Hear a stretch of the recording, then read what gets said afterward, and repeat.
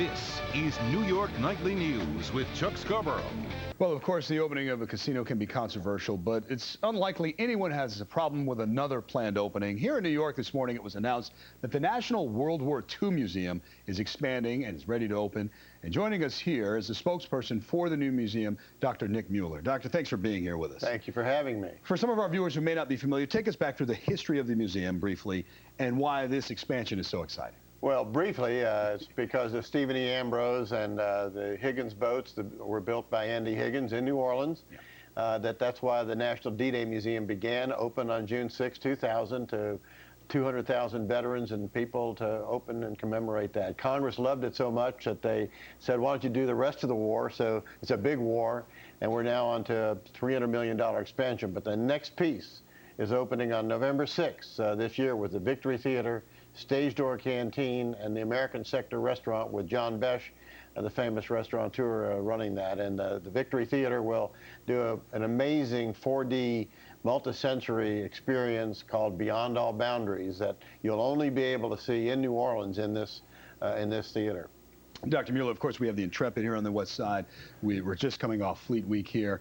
You reached a milestone at the museum last Friday, 2 million visitors. Is that correct? Yes. This is one of the most popular destinations in the nation. 80% of our visitors come from out of the state, and we have 120,000 members nationwide, and there's about 6,500 members right here in New York. That's why I wanted to talk about this great interest of the American people in World War II. It seems to be growing and even passing on to succeeding generations, especially, right? Well, it is. The sons and daughters and the grandkids are interested, but the whole nation is interested right now because that generation is passing very fast now, and we are down to 2.2 million, and we're going to lose 60% of that number in the next 5 years. The 123,000 World War II veterans in New York, and you're going to lose 18,000 of them this year. It's we're trying to honor and preserve their stories. These guys saved the world for democracy and for freedom.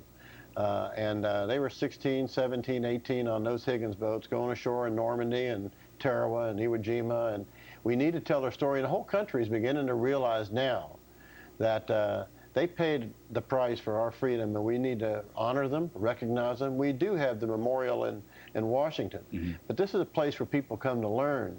They come to experience, they see the exhibits and the artifacts, and it's an educational institution that has a very personal message. And that's why people keep coming, and that's why we hit 2 million. And how does it fit into the landscape of New Orleans, especially in the wake of Katrina? Well, fortunately, we had the wisdom, we like to say, to build on high ground. Okay. So there wasn't any water anywhere near us, and we're an old, thick warehouse building that's our core building, and we're just a few blocks from the convention center in what's called the warehouse district of New Orleans. It's really the old American sector of New Orleans after the Louisiana Purchase. So it's a prime area, convenient to all the tourist areas, and so people can get there from all the major hotels, and we're part of that expansion in that area, revitalizing it and helping to bring the city back. It is the biggest cultural attraction opening in the city of New Orleans and in the state this year. And I've just got maybe 10 seconds, but just to recap now, it's there, family friendly, and a new expansion now. And it's a new expansion, and November 6th is the opening of that expansion in New Orleans, and y'all come, as we say. Yeah. Dr. Nick Mueller, thank you so much. Congratulations. Okay, thank you very much.